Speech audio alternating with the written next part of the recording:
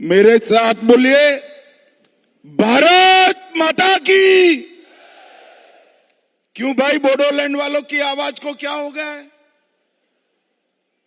ऐसी आवाज नहीं चलेगी। पूरे दिल्ली तक संदेश जाना चाहिए कि बोडो एकॉर्ड के बाद बोडोलैंड में पूरा शांति है और विकास हो गया है। मेरे साथ दोनों हाथ उठाइए जरा,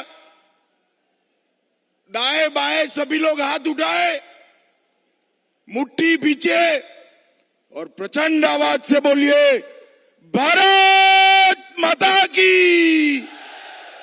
वंदे वंदे वंदे। आप सभी का बहुत बहुत धन्यवाद। आज आपसू के 57वें वार्षिक सम्मेलन में मेरे साथ मंच पर उपस्थित डॉक्टर हेमंत विश्व शर्मा जी, माननीय मुख्यमंत्री आसाम, मेरे मित्र और बोडोलैंड प्रादेशिक क्षेत्र के सीएम भाई प्रमोद बोरो, अध्यक्ष आपसू के श्री दीपेन बोरो, उर्खाओ ग्वार ब्रह्मा जी, मेरे मित्र और आसाम विधानसभा के अध्यक्ष विश्वजीत देमारी जी, हमारे असम के मंत्री श्री अशोक सिंघल जी, लोकसभा के सदस्य भाई दिलीप साइकिया जी, राज्यसभा के सदस्य श्री रंगरा नाजरीन जी, आसाम गण परिषद के अध्यक्ष श्री अतुल बोरो जी, श्री जयंत बसुमतारी जी, लॉरेंस इस्लारी जी, तुलीराम रंगम जी, महीनेश्वर बसुमतारी जी, गोविंद चंद्र बसुमतारी जी, ये बंद है।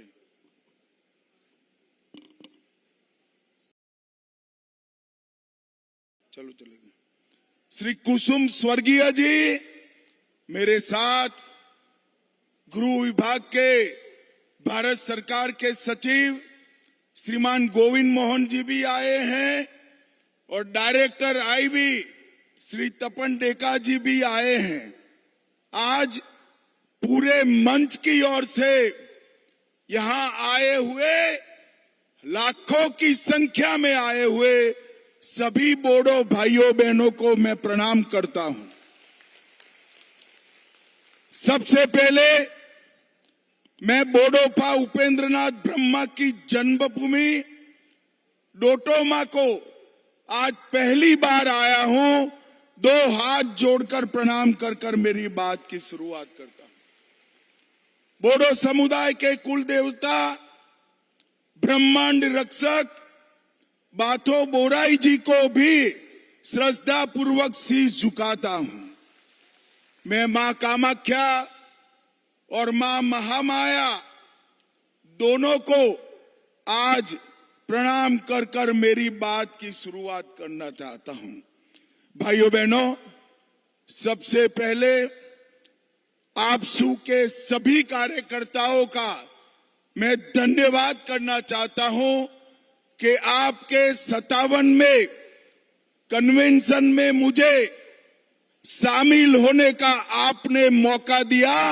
आप सभी का मैं बहुत बहुत धन्यवाद करता हूं, क्योंकि आज जो शांति, विकास और उत्साह दिखाई पड़ता है, उसमें आपसू का बहुत बड़ी भूमिका है। आपसू अगर भूमिका न निभाता तो बोडो एकॉर्ड हो ही नहीं सकता था और बोडोलैंड में शांति नहीं हो सकती थी। इसलिए मैं सभी आपसू के पदाधिकारियों का धन्यवाद करता हूं। आज मैं वो 5000 शहीदों को भी याद करना चाहता हूं जिन्होंने संघर्ष कर बोडोलैंड की शांति को प्रस्तापित करने का निर्णय किया। भाइयों बहनों, आज मैं उपेंद्रनाथ ब्रह्मा जी के बताए हुए रास्ते पर जब पूरा बोडोलैंड चल रहा है, तब आज मैं एक घोषणा करने आया हूं। बोडोपा उपेंद्रनाथ ब्रह्मा जी के नाम से दिल्ली में एक बहुत बड़े रोड का नाम हमने बोडोपा उपेंद्रनाथ ब्रह्मा करने का निर्णय किया है। और अप्रैल के प्रथम सप्ताह में आपके सभी नेता और सीएम असम की उपस्थिति में वहां पर उनका बस्ट भी लगेगा और वहां पर उनके नाम का भव्य तख्ती लगाने का काम भी हो जाएगा।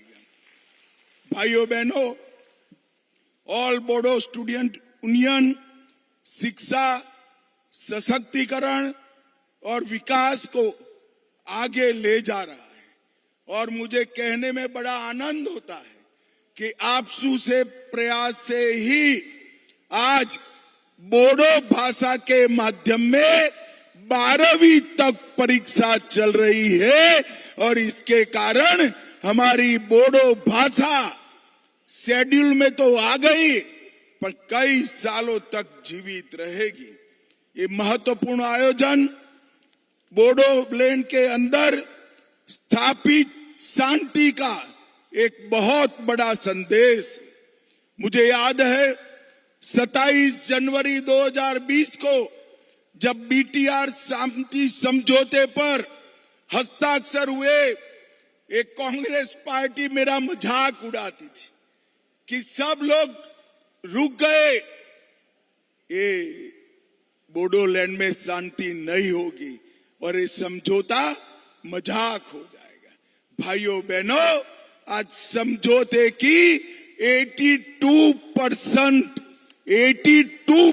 शर्तों को आसाम सरकार और दिल्ली सरकार ने समाप्त कर दिया है, समाप्त कर दिया। और मैं आज आपको बताकर जाता हूं कि अगले 2 साल में समझौते का 100% क्रियान्वयन नरेंद्र मोदी जी के नेतृत्व में भारत सरकार कर देगी और इसके बाद बीटीआर के क्षेत्र में बहुत चिरकालीन शांति होगी। आज समझौते के तहत 1 अप्रैल 22 को हमने पूरे बीटीआर क्षेत्र से अपसपा हटा लिया है। आज बोडोलैंड की 1 डिस्ट्रिक्ट 1 प्रोडक्ट, दिल्ली के होटल में भी कोकराझार का मशरूम फ्रॉम बोडोलैंड कर आज सबके व्यंजन में शामिल हुआ है। और ये इसलिए हुआ है कि यहाँ पर शांति हुई है। इसी के कारण डूरंड कप की मेजबानी भी बोडोलैंड ने की। और भाइयों बहनों, 2036 में अहमदाबाद में भारत में ओलंपिक आने वाला है। बोडोलैंड के युवा खिलाड़ी तैयारी करे ओलंपिक में हिस्सा लेने का। भाइयों बहनों, आपके 1 दर्जन से ज्यादा उत्पादन जीआई टैग हो चुके हैं और आज इसके कारण धीरे धीरे पूरे बीटीआर क्षेत्र में औद्योगिक वातावरण बन रहा है।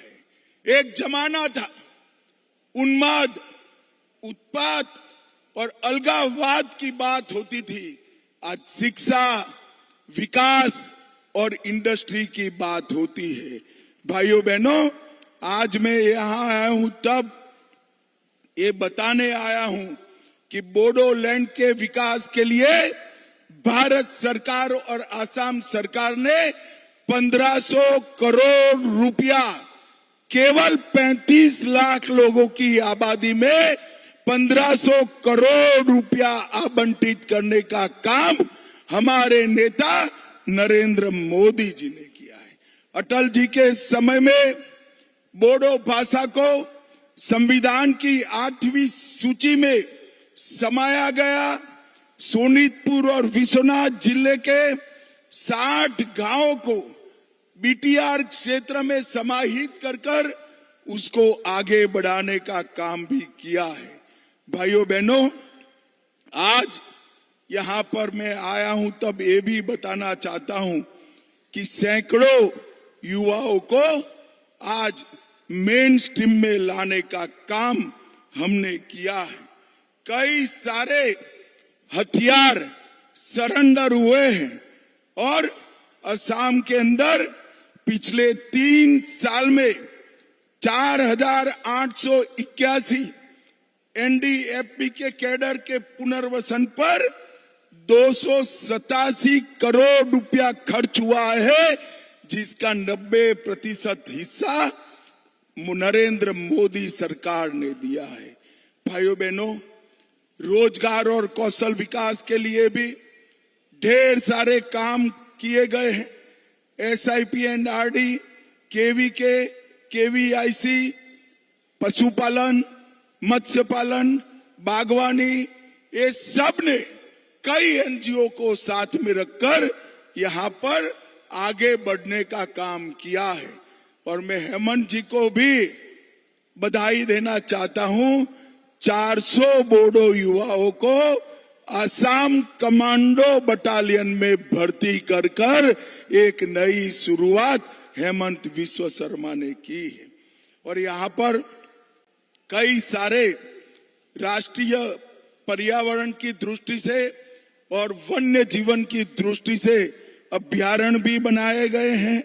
और कुल मिलाकर आसाम में 9 उग्रवादी समझौते कर 10,000 से ज्यादा युवाओं को मेन स्ट्रीम में लाने का काम नरेंद्र मोदी के नेतृत्व में भारत की सरकार ने किया है।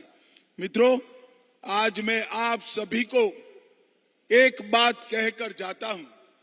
आज सबके हाथ में तिरंगा देखकर किसी का भी मन खुश हो जाएगा। बहुत अच्छा दृश्य लगता है कि एक जमाने में जहां गोलियां चलती थी, वो बोडो युवा हाथ में तिरंगा लहरा रहे हैं।